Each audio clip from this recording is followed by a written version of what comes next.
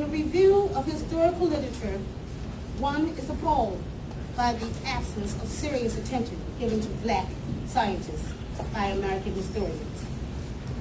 Yet, the collective contributions of black Americans to science is so extensive that it is not possible to live a full day in any part of the United States, or the world for that matter,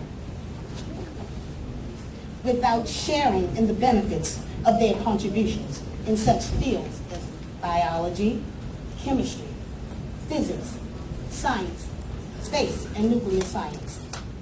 The first scientific book ever written by an African American is believed to be the Astronomical Almanac, published by Benjamin Banneker in 1792. And he continued to publish this almanac for the next 10 years.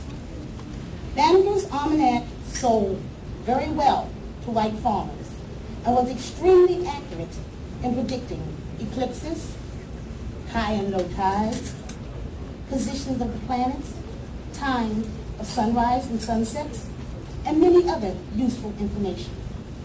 Thomas Jefferson was so impressed by this self-taught mathematical genius that he sent a copy of Banneker's almanac to the Academy of Science in Paris to prove that the color of a person's skin had nothing to do with intelligence.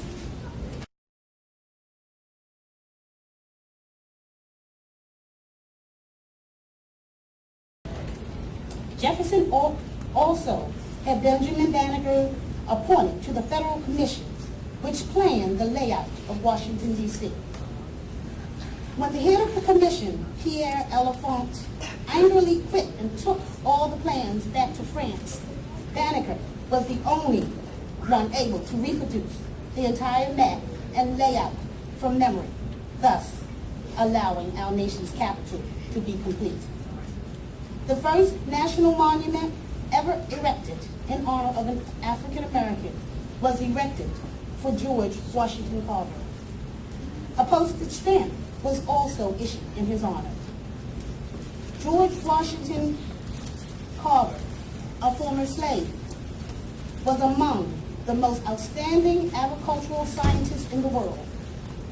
When the boll weevil completely destroyed the southern cotton industry, Carver saved the southern economy from financial ruin by convincing the farmers to grow peanuts instead. George Washington Carver was an expert in detecting and treating plant diseases and was a collaborator for the U.S. Bureau of Plant Industry. Thomas Edison and Henry Ford both offered Carver large sums of money to come and work for them, but he never left his teaching position at Tuskegee Institute. Percy LeVon Julian was one of America's premier chemists. His scientific work ranged from developing new substances that snuffed out gasoline and oil fires to synthesizing the drug cortisone, which eased the pain of people with rheumatoid arthritis. Julian received 105 patents for chemical product and processes, including 2 patents for the synthesis of male and female sex hormones called testosterone and progesterone. After working 17 years as the director of research at Glidden Chemical Company of Chicago, Illinois, he founded the Julian Laboratories Incorporated in 1954.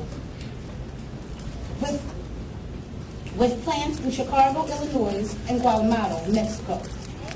His plants became immensely successful, and in 1961, Julian sold the Guatemala plant to the Upjohn Company, and the Chicago plant to Smith, Klein, and French Company. Percy Julian succeeded as a major contributor to science despite the extreme hardships he endured because of his race, including the fact that he had to obtain his PhD from the University of Vienna in Austria because American universities would not accept him.